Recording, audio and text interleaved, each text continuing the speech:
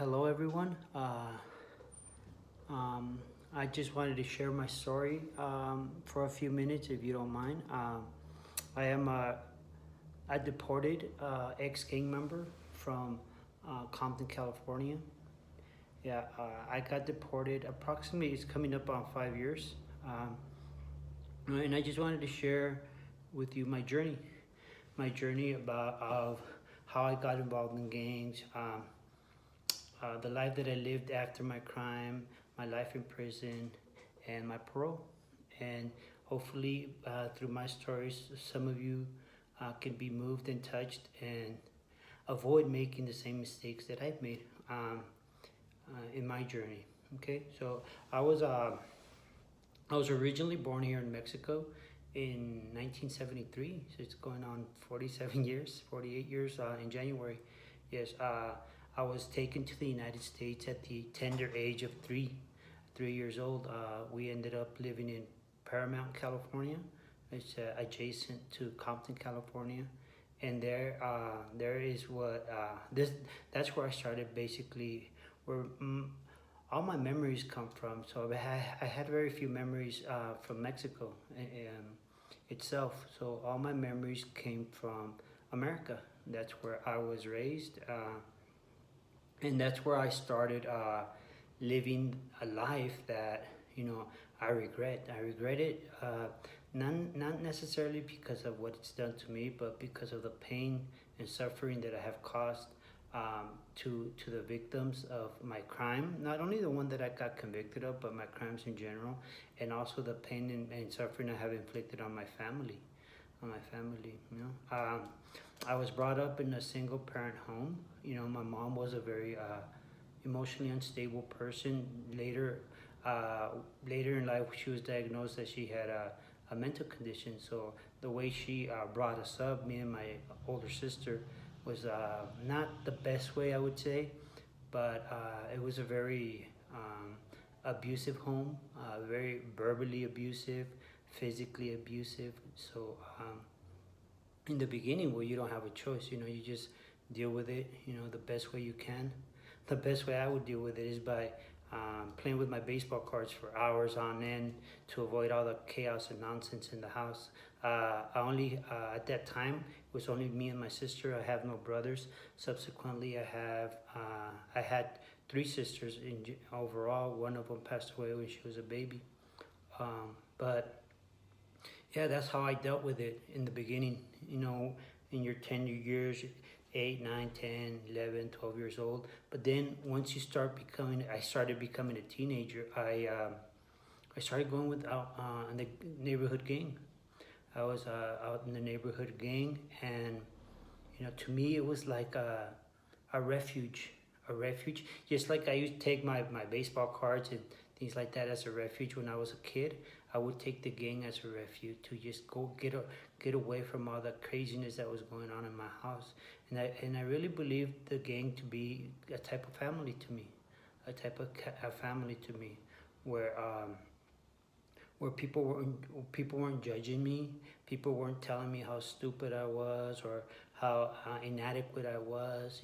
So when you grow up with those insecurities, when your role models, per se, your mom in this case, always telling you those type of things, you start believing that kind of negativity.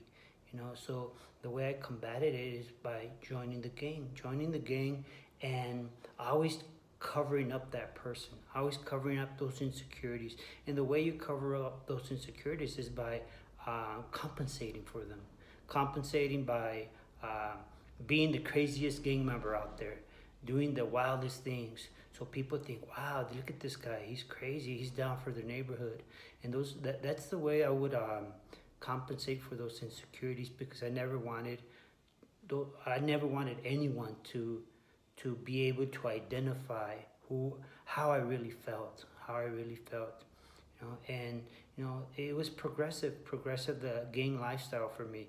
I started when I was about 13, 14 years old. I was the youngest kid around, in the gang. But as the years went by, I started being one of the oldest ones at 20 years old. So it was a life of 6, 7 years where I was just running around the streets, you know. All the while, I still went to school. I was able to graduate. I held a job.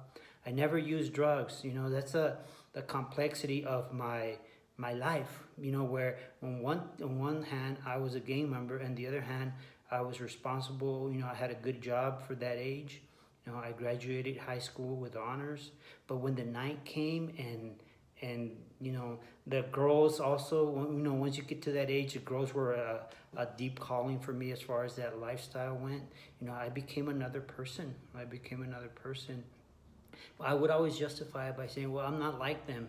I don't sell drugs. I don't use drugs. I've never used drugs in my life before. You know, and that's another oddity about being a gang member, I guess. But, you know, one of the reasons I never use drugs is, like I said earlier, my mother would always tell me I'm stupid. You know, I'm stupid, you're no good for nothing, and things like that. So I figure in my young reasoning, I figure, man, I'm already stupid. If I use drugs, I'm gonna become even more stupid. You know, I don't have a lot of brain cells to spare, so I can't be using drugs. And even though my mom, you know, for whatever reason, she told me those things, they actually turned out to be, I turned them around to use them in a good way, which it kept me away from drugs, you know, all my life. You know, and as far as drinking, yeah, I drank, but I wasn't a heavy drinker. I've never been a heavy drinker, but it was just that that desire to be loved and to be respected is what drew me to the gang. You know, love from your homeboys, love, so-called love from the girls, and respected because of the things that you did in the gang, you know. So based on those feelings, you know, I subsequently took a young man's life I was 20, you know, I was 20 years old at the time. That was in 1993. And subsequently I fled the scene. Wasn't arrested till I took my girlfriend with me, I remember, yes. I wasn't arrested till 2000, so 7 years later. But in those 7 years, something transformative happened in my life. You know, when I committed my crime of taking another human life, it's like a type of scales came off my eyes, and I actually seen the type of life and the type of pain that I had been causing. So in that moment, I transformed my life. I did away with the gangs. I did away with everything. I took my girlfriend with me when I ran. I did away with it, but I wasn't willing to take responsibility for my actions, you know. And I took my girlfriend with me. Subsequently, we had a child a year and a half later. I had a child here a year and a half later, and by the year 2000, I was living in another state. I had 2 children, actually 3 when I got arrested, 3 children and my wife, and I was living the life that I always wanted to live. I had a good job, had a beautiful family that loved me, and that's one thing I always craved. I craved somebody to love you unconditionally. I had my wife, my kids. You know, that no matter how bad your day was, you would open your door at the end of the day, and your kids would run to you and hug you on your leg and just want to be with you. And to me, that was it. That's all I wanted out of life, because I grew up without that, right? So I found refuge in the gang, but it was a false sense of love, a false sense of security. All the while, though, those 7 years, there was this. It would haunt me what I had done. You know, and I never truly had peace. You know, so in 2000, I finally got arrested. I was pulled over for a traffic violation, and before, when that had happened, nothing ever came out of on my record. But that day it did. And it was time to face the music. You know, it was time to face the music, where I lost everything. I lost my family. My youngest child was 2 weeks old when I got arrested. You know, I can just imagine the pain and suffering that my wife went through. And not only my wife, my children, you know, they were destined to a life without a father, you know, and that's all I wanted in life. I wanted to be there for my children, unlike my father. My father was not there for me either. So I wanted to be there for them, and although different circumstances, that ended up in the same result, you know. I left a trail of pain and suffering, you know, because of my insecurities, basically. because of my insecurities, you know. So I got arrested. I had never done time before. I got arrested in 2000, was taken back to LA County, you know.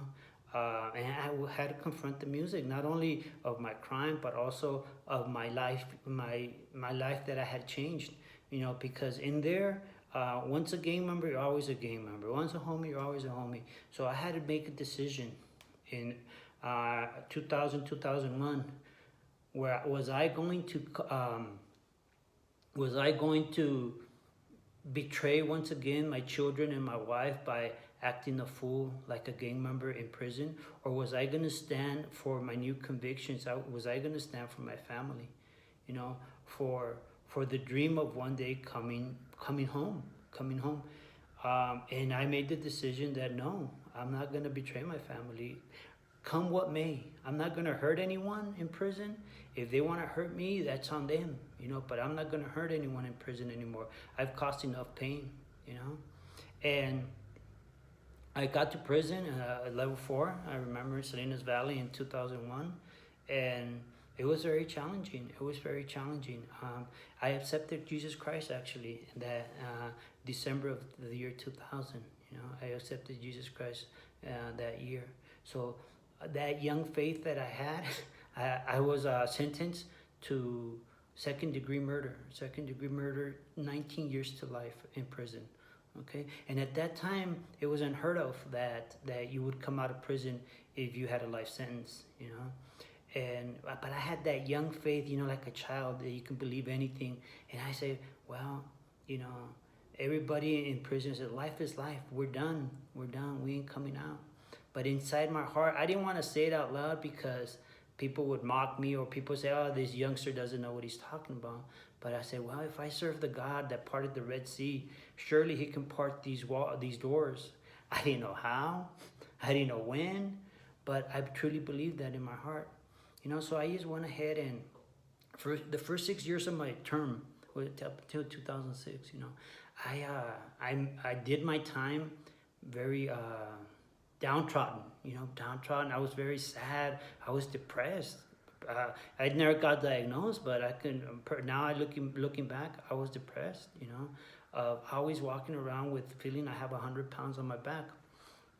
So, because of what I had done, because of my crime, and because of my children,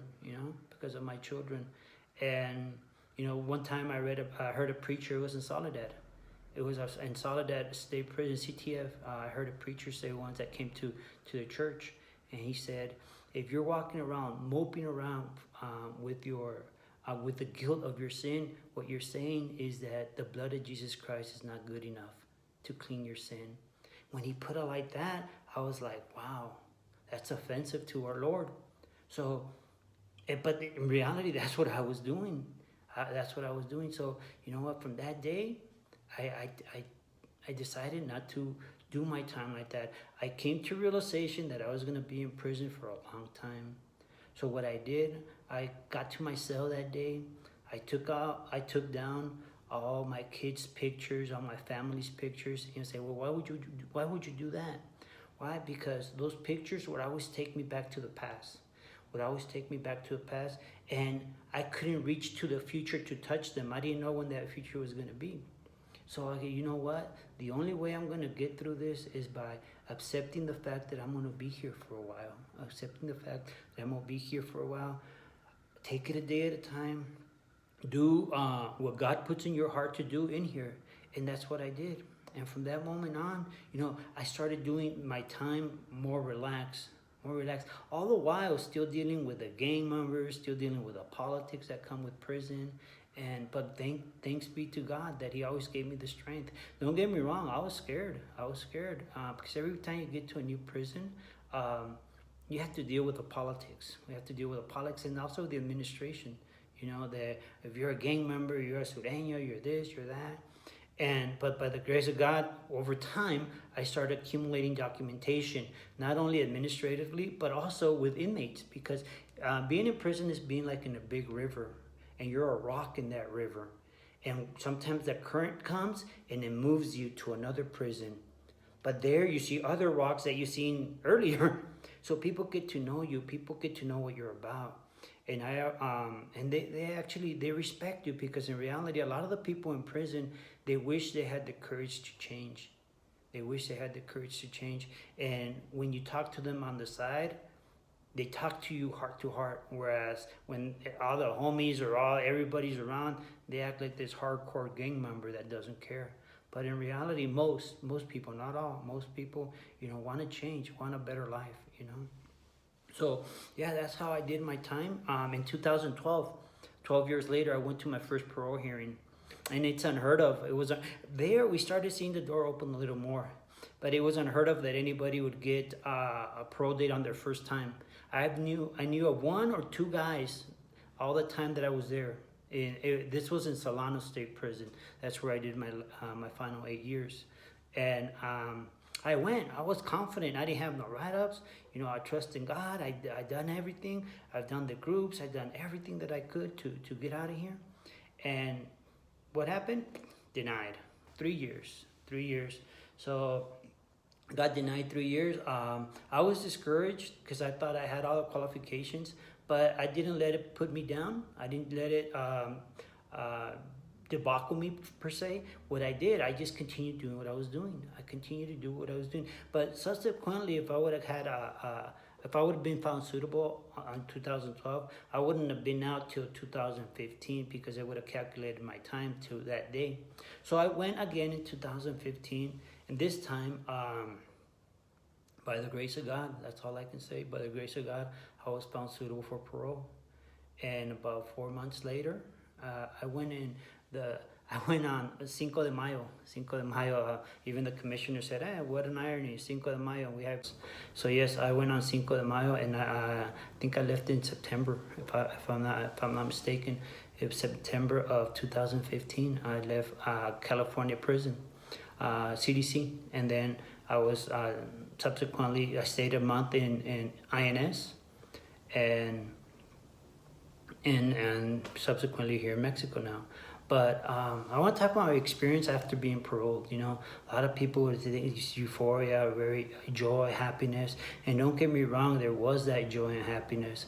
But inside, I felt deep sadness.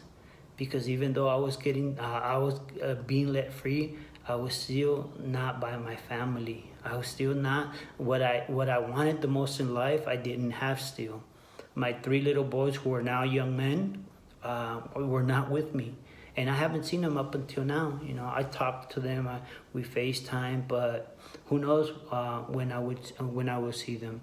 So basically, at times, because it's very difficult to live in this country, especially right now with the violence. You have to be very careful. And at times I do feel depressed here. I feel depressed. I feel alone. You're a Mexican, but you're not a Mexican in a way, because of the way I was brought up, and people here are brought up differently. You can't relate to a lot of the way people are here, but you have to suck it up. And at times I feel like I'm in a bigger prison, but I know that God is with me, and eventually, I will get acclimated to this place. Trying to return to the United States it's an option, but I would never do it under illegal pretenses. It would have to be legal, because I never again want to be confined in a prison or in a jail or anywhere. So I just have to continue here, trusting in God, and know that eventually, if I do the right thing, good things will happen. And that's one thing we have to remember. If we reap what we sow. In the early part of my life, I reaped pain and suffering, and that's right now. I'm sowing it. Yeah, I'm free, and I'm grateful for that. I never want to sound ungrateful for my freedom, because I know there's a lot of people in there right now that are wishing they were in my position. So I never want to sound ungrateful. But at the same time, my greatest need that I've always had was to have my children with me, and I don't have them. And that's a source of great pain and suffering. So I felt joy in my heart when I got deported, but it wasn't the joy and heart that you would expect. So I just want to say to all of you that are out there that are on the fence, don't cross that line, because when you cross that line, it's progressive. You start maybe spray painting a wall. Next, you might start using drugs. Next, you'll go and beat up someone. Next, you'll get a gun in your hand, you know. But all the while, you try to justify every action, and you'll think that you're not like the rest. But lo and behold, before you know it, you think prison is full of people that knew they were going to prison. No, prison is full of people that thought they were smarter than everybody else. I'm not gonna get caught. You know, maybe one or two thought they were going to end up in prison, but most of the people in prison think, I'm not going to get caught. I'm smarter than that guy. And look at where they're at. That's what I used to think. You know, but life has a way of slapping you back into reality. So I just plead with you, you know, think of what you're doing. Think of what you're doing. Think of the pain and suffering you will cause if you continue on that path. And if you're not in that path, don't even think about it. Don't even think about it, because this is real. This is real. And, you know, human nature has a tendency of wanting to experience life. But isn't it better if somebody can tell you the pathway through that forest, which is called life? Don't go through there because you're going to get hurt. Don't go through there because this is going to happen.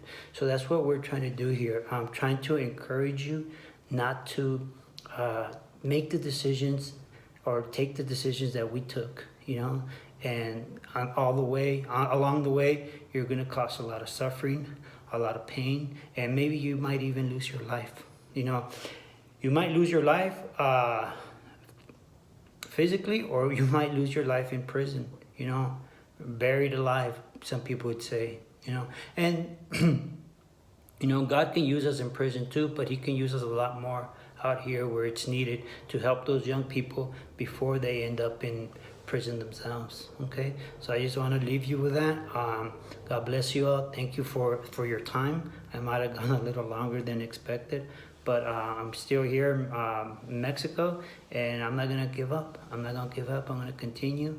And I want to thank the guys that make this possible, and to be able to share my story with those of you out there. Okay, thank you. God bless you, and I hope you have a wonderful day.